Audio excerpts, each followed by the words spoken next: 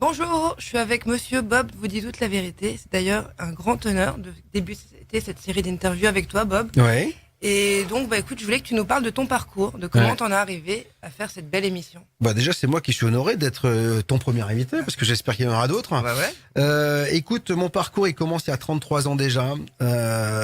C'était à l'époque des radios pirates et qui sont devenus libres et puis très officialisés par François Mitterrand en 1981, qui a autorisé les radios libres. Et puis 2 ans après, la publicité. Donc du coup, c'est devenu un média qui s'est professionnalisé. Moi, j'étais un peu plus bavard que les autres, un peu plus travailleur que les autres.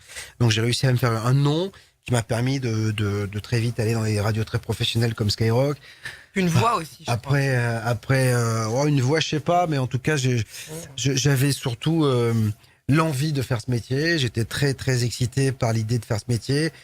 Très travailleur. J'ai toujours beaucoup. J'avais peut-être moins de talent que les autres au départ. J'ai eu des copains qui étaient beaucoup plus talentueux naturellement, mais qui étaient moins bosseurs. Moi, je savais que j'avais appris ça par le sport, parce que j'étais un ancien sportif de haut niveau et je savais qu'il fallait que je travaille plus que les autres, donc pour y arriver. Et donc après être passé dans des radios comme Skyrock, Fun Radio, Europe 1 Sport, WeFM, Ado, etc.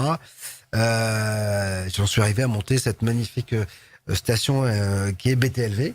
Bob vous dit toute la vérité. On a contracté le nom parce que aujourd'hui il n'y a pas que mon émission, donc c'est une vraie radio et c'est plus un seul animateur. Donc il y a plusieurs journalistes sur cette antenne.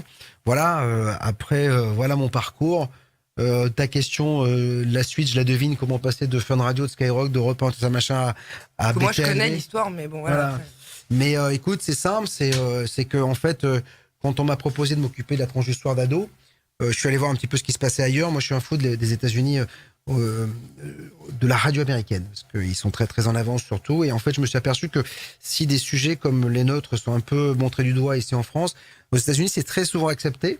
C'est très ça fait partie du paysage radiophonique et médiatique américain, ce qui n'est pas le cas pour la France, on stigmatise encore tous ces sujets. Il y a un journaliste américain qui s'appelle Georges Noory, qui a monté il y a quelques années une émission qui s'appelle Coast to Coast, et j'ai adapté cette émission. Je me suis dit putain, c'était vachement intéressant. Bon, il y a 80% des sujets qu'on a en commun, et après, moi, je fais un peu plus de sociétal que lui. J'aborde la politique, des choses comme ça que lui ne fait pas. Mais j'aborde la politique d'une façon toujours citoyenne, pas en tant que politicien ou en tout cas journaliste politique. Donc voilà, et c'est comme ça que je me suis retrouvé sur cet univers-là, sachant que j'étais arrivé à un âge où je me posais plein de questions sur le pourquoi, le sens de la vie, le comment, etc. Moi, j'ai toujours couru après le star system. Quand j'étais môme, je voulais être star. J'ai été très connu à une période. J'ai eu mes affiches dans Paris avec ma tête. J'ai eu mes émissions de télé. Voilà, ça a pas été. Et malgré tout, j'étais toujours en quête de quelque chose, sans véritablement être toujours satisfait. C'est-à-dire que j'ai toujours couru après quelque chose. Je sais pas pourquoi d'ailleurs. Hein. Donc c'est-à-dire que quand j'avais une blonde, je voulais une brune. Quand j'avais une brune, j'avais une rousse. Quoi. Tu vois ce que je veux dire? En fait, c'est un peu ça. Ça fait partie de ces gens qui sont jamais très contents. Et un jour, comme je travaillais beaucoup avec les Américains. J'avais un producteur américain qui m'a dit un jour un truc qui m'est resté gravé, qui m'a dit pose-toi, regarde d'où tu viens et profite du moment présent et de ce que tu as accompli, de ce que tu vis, de ce que tu fais pour le vivre pleinement. Et c'est vrai que je me suis aperçu à un moment donné que il fallait que je prenne le temps de regarder ce que j'avais fait, mon parcours, ma carrière, et que finalement c'était pas trop mal, et que au lieu d'aller courir toujours vers quelque chose, il fallait que j'arrive à profiter de l'instant présent. Et c'est vrai que tout ça, ces émissions, ce machin, c'est arrivé à un moment donné où j'aurais pu devenir adepte d'une société secrète juste pour parler de ces sujets-là. Parce qu'il y avait rien, il y avait pas la radio. Moi, quand je regarde le ciel, je me demande comment encore une fois, les étoiles elles tiennent. Donc c'est pour moi, je me dis merde, on fait partie d'un truc incroyable pour qu'on est là. Personne me donnait des réponses. Souvent, quand il y avait des émissions sur le sujet, soit c'était chiant à mourir, soit c'était du spectacle. Ouais, des spectacles. Voilà. Et en fait, l'idée, c'était... Pas de fond, quoi. Voilà. Moi, je voulais aborder ces sujets d'une façon plutôt journalistique. Et donc, c'est comme ça qu'on a commencé à travailler sur Ado dans un premier temps. Et puis, tellement journalistique qu'on s'est fait censurer. Et puis, on est arrivé sur cette belle aventure qui est... Ça, c'est que chez Ado, parce qu'en fait, c'est pas que... alors que l'émission marchait très bien, la direction m'a dit non, on arrête tout. Mais parce qu'en fait, je pense qu'on n'était pas forcément dans la cible déjà d'Ado FM, et puis parce qu'on abordait des sujets qui était pas toujours très bien vu, hein, quand on aborde les labos pharmaceutiques, les choses comme bien sûr, ça. évidemment. Voilà. Ça peut fâcher. Voilà, ça peut fâcher. Ouais. Donc, voilà. Donc, Et t'es resté en bon contact avec eux aujourd'hui? j'ai pas de contact Ouais, avec eux. d'accord. Moi, j'étais producteur de mes émissions, hein. Donc, à un moment donné, il la commande plus. Donc, mais ils n'ont pas été très élégants parce que, Ouais. si tu veux, c'était une émission qui était la seule qui marchait sur l'antenne. Ils n'ont jamais eu autant de presse que lorsque j'étais à l'antenne de cette station. Et puis, voilà, on devait développer, on était passé en syndication, c'est-à-dire que l'émission était diffusée sur plein de stations et on devait développer plein de choses. Et quand le 17 juillet, on vous dit que ça s'arrête, vous savez très bien déjà que pour la saison future, c'est foutu parce que les grilles d'antenne se font au mois de mai à peu près pour la rentrée. Donc j'étais un peu squeezé. Donc c'est pour ça que j'ai eu l'idée de partir Donc, sur du le coup, net. direct, tu t'es dit, tiens, je vais faire ma radio. C'est venu Bah- comme ça, tu t'es dit, ça y est, je me lance. Bah, j'avais pas. Enfin, en fait, celui qui m'a demandé, qui m'a proposé, c'est un ancien patron à moi, Pierre Bélanger, pour ne pas le nommer, qui est patron de Skyrock, qui m'a dit, écoute Bob, moi j'adore tes émissions, parce que lui, il est fou de ce genre de trucs. Il regarde tes émissions, etc. Il écoute, et puis il me dit, il m'envoie un lien, il me dit, regarde, et tu devrais faire ça. Et il m'envoie le lien d'un mec qui s'appelle Glenn Beck, qui est un journaliste de Fox News, un ancien journaliste de Fox News aux États-Unis, qui s'est fait bousculer aussi et qui a décidé de monter une web télé, une web radio aux États-Unis par abonnement, qui s'appelle The Blaze TV. Et j'ai voulu voir un petit peu ce que c'était et je me suis aperçu qu'il avait 300 000 abonnés. Donc que ça marchait très bien et que ça lui apportait une liberté totale. Parce que la liberté que j'ai aujourd'hui, elle vient du fait que je n'ai pas de pub. Alors les gens crient au scandale en disant oui, la vérité devrait être gratuite, c'est honteux de faire payer, sauf qu'à partir du moment où j'ai... aussi, hein. Ouais, mais il faut que je vive. Vraiment, bah ouais. Et puis à Faut que partir du Mathieu, moment... Yves, enfin, Oui, tout- oui, mais tout le monde. toute l'équipe. Bah ouais. Aujourd'hui, il y a 40 personnes qui travaillent autour de la radio, hein. Donc ça fait beaucoup de monde. Mm. Toutes ces personnes, elles ont toujours elles reçoivent quelque chose, un peu d'argent de la station. Donc et tout ça sans pub. Et pour moi, la pub, c'est la perte de notre liberté. Parce que la pub, fatalement, quand vous avez Coca-Cola qui vous balance 100 000, 200 000, 300 000, 1 million d'euros par mois pour faire de la publicité, vous pouvez pas y taper dessus. Non, on peut pas dire, on peut dire ce qu'ils ont envie qu'on dise aussi. Voilà. Donc aujourd'hui, moi, je suis toujours un peu partagé. J'ai l'impression que les rédactions aujourd'hui, elles sont détenues elles sont dirigées non plus par le rédacteur en chef, mais plutôt par le patron de la régie, quoi. Alors, certains journalistes qui vont peut-être écouter cette interview vont crier au scandale, sauf que c'est totalement vrai. Vous allez en comité de rédaction. Si vous avez envie de dire que Monsanto, c'est de la merde, vous pouvez pas le dire parce que de toute façon, il y a des produits qu'ils vont mettre sur le marché qui seront au printemps en com dans votre chaîne. Donc c'est un peu compliqué. Donc ça limite les choses, quoi. Mais regarde, Mediapart n'a pas de pub non plus pour pouvoir être totalement libre. Donc je pense que la vraie liberté, elle est là. Puis moi, je supporte plus la pub, donc voilà. Ouais, je suis d'accord avec toi. D'accord. Et bon, écoute, je voulais te demander un truc hyper important pour moi. C'était le top 5 des 5 intervenants qui t'ont le plus marqué. Vraiment, voilà, ça va être, il y en a eu beaucoup, donc je sais que... Bah, on en est à près de 2000, je crois. Il y en a bien qui t'ont marqué, qui ont... Oui, il y a des grands noms, moi, qui me J'ai vu scotchent. cet été, il y en avait un, enfin je sais pas si c'était cet été, mais j'ai écouté moi cet été avec les dragons, un monsieur qui était venu avec des dragons. Vous avez Yann fait Lipnik. Voilà. Alors, il y a plusieurs... il y a bon, peut-être le top du top pour moi, parce que moi, je suis fasciné par l'intelligence. Christophe Alain. Même pas. Même pas. Pas du tout, parce que trop complexe pour moi. Tu vois, donc voilà, pour moi, c'est pas de l'intelligence, c'est trop complexe. L'intelligence, pour moi, c'est se rendre accessible. Et je pense que Christophe a du mal à se rendre accessible. On le comprend pas tout le temps.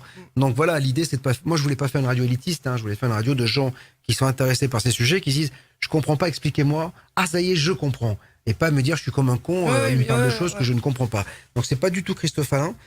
C'est Paul-Georges Chansonetti. Voilà, ancien chargé de conférences à la Sorbonne, qui fait quelques émissions ici et qui pour moi est un personnage incroyable, qui me fascine par son érudition, par sa culture, par son intelligence. Il y a Philippe Guillemont, qui est un physicien que j'ai eu encore ce matin et qui parle du passé, du présent et du futur qui n'existe pas, de la double causalité, etc. Donc c'est juste un truc assez dingue. Il y a Yves Lignon, voilà, qui est un ancien universitaire, qui a été le premier à avoir un département de recherche sur le paranormal ou le pas normal, comme il dit dans une université. Il Il y a encore, après, il y a des gens comme, par exemple, Claude Ars, qui me fascine parce que, pareil, c'est un sociologue, prof d'université aussi. Euh, En fait, il me fascine parce qu'il me rend intelligent. Ouais, parce qu'ils te font comprendre des choses. Ouais. Oui, et puis parce qu'ils se mettent suffisamment à ma portée pour que j'ai la sensation, ou vous ayez l'impression, vous qui écoutez, que moi je suis intelligent. La force, elle est là. Et c'est là où, pour moi, la force, c'est l'accessibilité et l'adaptabilité. C'est comme au tennis. Moi, j'ai un copain qui est prof de tennis. Quand je joue avec lui, j'ai l'impression d'être bon. Mm. Parce qu'il se met à m'apporter. Et c'est exactement ça. Et ces gens-là me fascinent parce que ils pourraient très bien nous prendre de haut. Et voilà. Comme le professeur Henri Joyeux, par exemple, qui parle de bouffe, ou de la pilule, etc., ou des vaccins, qui est un patron de CHU et qui me dit merci de me laisser une heure pour me laisser parler, etc. Et ce sont des gens qui sont suffisamment brillants pour avoir l'humilité de se mettre à mon niveau. Parce que moi, je suis pas très érudit. Moi, je suis juste curieux. Moi, j'ai l'intelligence de mon métier. C'est-à-dire que je sais faire mon métier. Je suis curieux, je pose de bonnes questions. Pose de très bonnes questions. C'est ce qu'on dit. C'est ce qu'on dit souvent. Mais je pose les questions que les gens se posent parce que je suis pas un spécialiste. Si j'étais un spécialiste, je pense que les discussions entre eux et moi seraient insupportables parce que ce serait la branlette de deux personnes un peu branchées, machin. Et j'ai pas envie d'avoir ça. Je préfère avoir le regard novice de quelqu'un qui dit expliquez-moi pourquoi la Terre est ronde, quoi. Voilà, juste et pourquoi la planète elle tient toute seule dans l'univers, dans cette masse noire qui est maintenant visiblement quelque chose qui est plein d'énergie. Donc voilà, voilà, ces gens-là font partie de. Après, je suis désolé parce que je vais certainement en oublier. Chaque jour, j'ai des gens qui me disent putain, c'était génial ça, c'est fantastique. Voilà, il y a toujours. Après, il y a Yann Lipnik, effectivement, pour le merveilleux, parce qu'on est sur les dragons, les elfes, les êtres de la nature. Même si j'ai du mal à l'imaginer en vrai, puisqu'on est sur les énergies, etc. Je trouve ça génial qu'un mec me dise qu'un dragon arrive dans mon studio, etc. Donc voilà, c'est merveilleux. T'as traversé, t'as fait l'expérience. Voilà, donc ça c'est très très bien. Voilà, il y a plein de gens comme ça qui me fascinent. Bon, et alors, les projets. Maintenant, j'aimerais connaître tes projets. Les projets, c'est déjà de faire en sorte que cette station soit de plus en plus écoutée, compte de plus en plus d'abonnés, parce que c'est le nerf de la guerre. Voilà, c'est de continuer à proposer des choses. On a cette année organisé des choses qu'on n'avait pas organisées l'année dernière. La sortie au château de Fougeray le 6 septembre dernier, c'était génial. 100 d'auditeurs avec nous. Donc voilà, Rennes-le-Château, samedi, on part. Voilà, à la découverte du trésor de la Bessonnière. Génial. Voilà, ça c'est vachement bien. J'ai la forêt de Brocéliande qui arrive début mars avec le Dinglo sur les traces de Merlin, du roi Arthur, des druides, etc. On va certainement partir à Gisors également sur les traces des Templiers. Je suis en train de travailler sur les deuxièmes rencontres du mystère et de l'inexpliqué, qui est quand même quelque chose qui a été notre plus gros succès l'année dernière. On avait réalisé pendant ces 2 jours une performance puisqu'on avait réuni 24 conférenciers pour 27 conférences, 1 jour et demi de festival. Voilà, 4 salles, des conférences dans tous les sens. Les gens choisissaient leur. C'était où ça? C'était à Paris, à l'espace Moncassin. Les prochaines se feront. Je suis en train de travailler pour essayer de les faire à Lyon, sur 3 jours cette fois-ci, et de mêler parallèlement à ça le premier salon du livre du mystère inexpliqué. Donc voilà, j'ai dans l'idée aussi de faire la première nuit du paranormal. C'est une vieille idée que j'avais sur Ado déjà pour la faire. Je pars au Québec au mois de mai avec la complicité de Richard Glenn et de son site Ésotérisme Expérimental pour faire une tournée d'1 semaine d'enregistrement radio au Québec, parce que le Québec est notre 2e pays en nombre d'abonnés. Et puis voilà, donc il y a plein de choses qui se passent. Développer de plus en plus l'image. On va aller de plus en plus, on commence à en mettre de plus en plus. Et je pense que dans les quelques mois qui arrivent, le studio sera équipé totalement de caméras pour qu'on fasse beaucoup d'images, parce qu'on s'aperçoit que sur le net, quand même, si on veut que ce soit viral et que si on veut que les gens relaient une information, il faut que ce soit plus visuel que sonore. La radio, elle a ses limites sur le net. Voilà. Donc, il faut faire de la radiovision, c'est-à-dire que ce sera de la radio filmée, mais pas que filmer, c'est-à-dire qu'il faudra aussi insérer des images, etc. Faire un nouveau média, un nouveau genre de média. Donc ça c'est mon idée. Après, c'est de faire un BTLV en espagnol, BTLV en italien, BTLV en allemand, de faire des licences. Parce que voilà, il y a plein de choses à faire. On est en train de travailler aussi avec Mathieu sur une idée à lui qui s'appelle Et si on vivait mieux. Si on vivait mieux, d'ailleurs, tu vois, c'est une erreur parce que lui, son idée, c'est Et si on vivait bio. Tu vois, donc bio, fatalement, on vit mieux. Voilà, l'idée, ce serait de faire une petite émission de télé. Mathieu est bio. Mathieu est pas bio, mais en fait, moi, je suis bio Mange bio. et en fait, il va devenir bio parce il commence à prendre conscience que finalement, puis toutes les émissions qu'on fait changent un peu sa façon de penser. Et je pense qu'il a envie de découvrir pourquoi bio c'est bien et pourquoi c'est mieux. Donc, il va à la découverte des producteurs, des distributeurs, des gens qui font du bio, à droite, à gauche, mais des cuistots qui cuisinent bio. Mais même le bio, ça va jusqu'à la voiture propre, etc. Donc voilà, ça va être, Enfin, tout. voilà l'environnement. L'idée, c'est de se faire une petite émission comme ça de télé. Voilà, ça, c'est les projets qui arrivent. T'as pas un livre aussi que t'as écrit? Moi, j'ai écrit un roman, je l'ai mis en ligne parce que c'est un roman qui est sorti il y a quelques années déjà. C'était mon premier roman. Qui s'appelle Un jour peut-être, qui avait très très bien marché à l'époque, mais comme j'ai une librairie, je me dis pourquoi me priver de le mettre, peut-être que certains vont l'acheter, mais dans tous les cas, et le découvrir, c'était mon premier roman, donc j'étais très content de le faire et de le mettre là. J'ai déjà écrit mon deuxième, mais ça fait juste 3 ans que je dois le faire éditer et j'ai même pas le temps, donc voilà, mais il est fini complètement. Après, j'ai des idées j'ai plein de projets, j'ai une idée à la seconde, le problème c'est qu'après il faut avoir suffisamment de temps. Là, on a mis par exemple une librairie en ligne pour que les gens qui écoutent nos invités puissent commander directement le livre à l'instant T pendant l'écoute. Donc, on a des liens. Voilà. Donc, ça, c'est plutôt simple. Au lieu que le mec se dise « Oh, j'irai demain, on a oublié. » Là, pendant qu'il écoute l'émission, il peut commander le bouquin. Voilà. Donc, des idées, c'est pas ce qui manque. Après, c'est le temps et c'est l'argent. Parce que tout est une question d'argent, parce que c'est le nerf de la guerre.